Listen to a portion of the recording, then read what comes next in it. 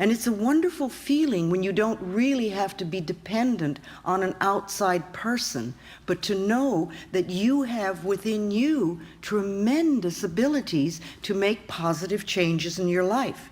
You see, if we're victims, then we feel isolated, we feel in pain and fear, and we're always looking for someone else to do it for us.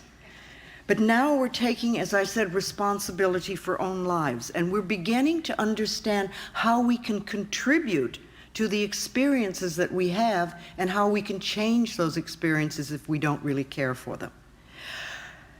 And of course, you know, from the moment you decide to make a change until you get your demonstration, as we call it, or when you get what you want, we have this transitional period.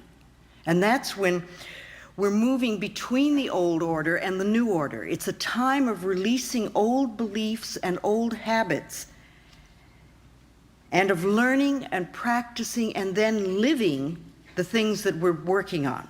The new beliefs or the new feelings or the new methods or the new behaviors.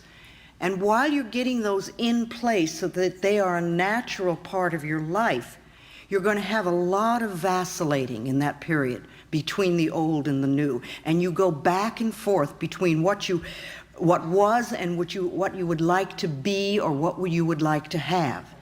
And if you decide that you're going to release an old belief and that you're going to create a new one, during that transitional period, you're going to go back and forth.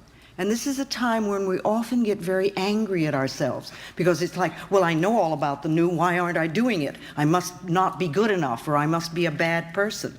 But that's silly, because anything that we're learning takes time. And you go back and forth until you're really strong in the new belief, until you've gone to the complete shift. You know, you may begin to do an affirmation for something, and you're doing well, and then something happens, and you say, oh, I can't do that, and you go back to your old worry habit again. Well, that's just a period of vacillating. It doesn't mean that you haven't learned anything, and it doesn't mean that you're back where you started.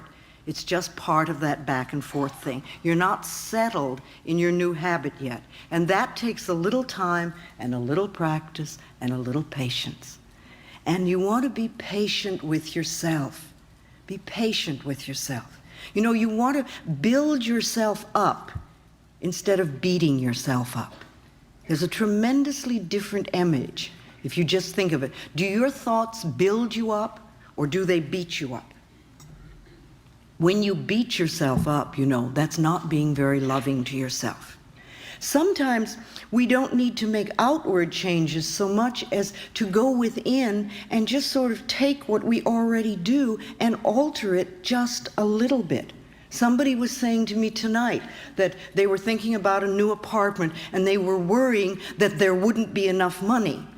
And I said, well, why don't you start affirming there will be lots of money? And you know, it's just like a tiny little thing, and you almost change 2 words. But it's a small way of changing the way you look at a particular situation.